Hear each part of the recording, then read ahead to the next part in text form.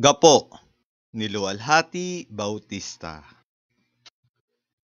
Si Michael Taylor Jr. ay isang 20 taong gulang na folk singer sa isang bar na nagngangalang Freedom Pod. Anak siya sa labas ng isang Amerikanong sundalo na hindi niya nakita man o nakilala. Malaki ang galit niya sa mga Amerikano dahil sa ginawa ng ama niyang pag-iwan sa kanyang ina at sa kanyang pagiging anak sa labas na ginawang katatawanan ng iba. Lalo siyang nagalit na masaksihan niya ang pag-aalipusta ng mga sundalong Amerikano sa mga kaibigan niya. Si Dolores, ang ina niyang nag-ampon dito at nakasama niya sa paglaki. Si Magda ay isang masugid na tagahanga ng mga sundalong Amerikanos sa kabila ng mga pasakit na dinanas niya nang dahil sa mga ito. Matalik na kaibigan ni Michael sina Modesto at Ali.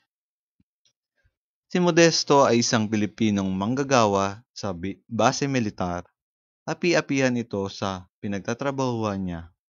Wala siyang kaibigang Amerikano roon maliban kay William Smith.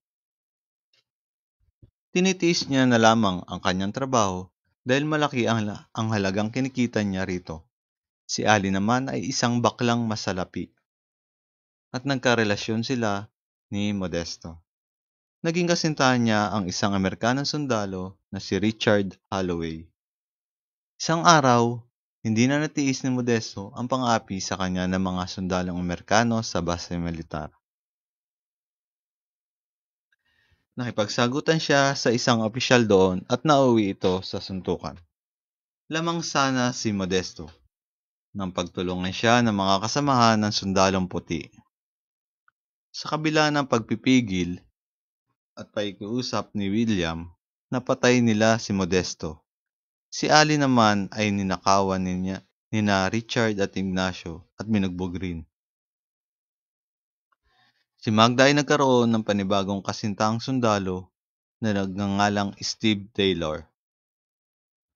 Nung simula ay napakabait ni Steve hanggang sa nabuntis siya nito. Makakatagpo na sana ni Michael ng isang kaibigan sa sundalong kano nang matuklasan nilang mayroon itong babalikang pamilya sa Estados Unidos. Nanambalik ang mga alaala niya sa sinapit ng kanyang ina, pati nina Ali, Modesto sa mga Amerikano. Naulit na naman ang paglilinlang ng mga sundalong Amerikano kay Magda. Hinampas ni Michael si Steve sa ulo gamit ang kanyang gitara na ikinamatay ni Steve na kulong si Michael. Sa huling bahagi ng istorya ay dinalaw ni Magda si Mike sa kulungan. Pinagpaalam niya ang pagpapangalan ng anak niya kay Mike. Ang bata ay magiging si Michael Taylor III. Naghawak na maigpit ang kanilang mga kamay sa magkabilang panig ng rehas.